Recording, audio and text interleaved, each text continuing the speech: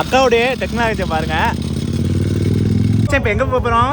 Lakh park போகிறோம், boat சவாரிக்கு போகிறோம். போகலாமா? அஸ்ஸலாமு அலைக்கும் ஃப்ரெண்ட்ஸ். அதிராமட்டம் டு கொடைக்கானல் டே 12 மக்களே. எங்கே ப்ரொமோஷன் பண்ணாலும் ஃபஸ்ட்டு தொழிடுவாங்க. தொழுனா தாங்க அந்த அன்றைக்கி எனக்கு நல்லா செழிப்பாக போகும், பறக்கத்தாக போகும். கொடைக்கானலில் இருக்க ஜும்மா மஸ்ஜிதில் லுஹர் தொழுவிட்ட மக்களே. நிறைய பேர் கேட்குறீங்க, ப்ரோ கொடைக்கானல் எதுக்கு வந்தீங்கன்னு சொல்லிட்டு. கொடைக்கானலில் வந்து ப்ரொமோஷனுக்காக வந்திருந்த மக்களே.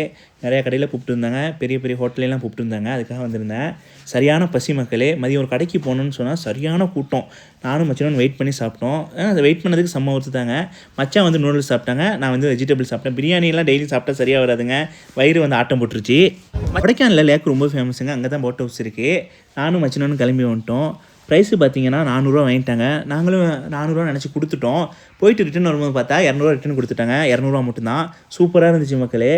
ஏன்னா நாங்கள் போகும்போது வந்து வெயில் அடிச்சிச்சு, இருந்தாலும் வெயில் அவ்வளோ தெரியலை. கிளைமேட்லாம் நல்லா பியூட்டிஃபுல்லாக இருந்துச்சு, செம்ம அழகாக இருந்துச்சுங்க வியூலாம் பார்க்கும்போது. கைஸ் நாங்கள் தான் போட்டு ஓட்டுறோம், நானும் மச்சினானும். இங்கே பாருங்க எப்படி இருக்குன்னு. சார் காலை பார்த்து வச்சுக்கோங்க. இதாங்க கீரி.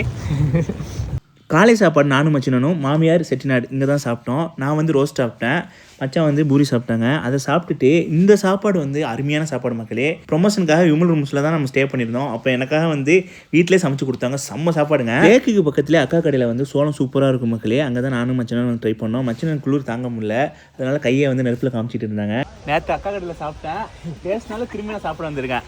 சோளம் நெருப்பு பறக்குது பாருங்க. அக்கா சூப்பராக ரெடி பண்ணிட்டாங்க. ஓகேக்கா கட் பண்ணலாம். அக்கா உரைக்காதுல காரம் ஜாஸ்தி போடல, உங்களுக்கு நிறைய வேணும்னு கேட்டா மட்டும்தான் காரம் ஜாஸ்தி. ஓகேக்கா. அக்கா வந்து கட் பண்ணி எனக்கும் ஒன்று, என் மச்சானுக்கு ஒன்று. நாங்கள் சாப்பிட்லாம்.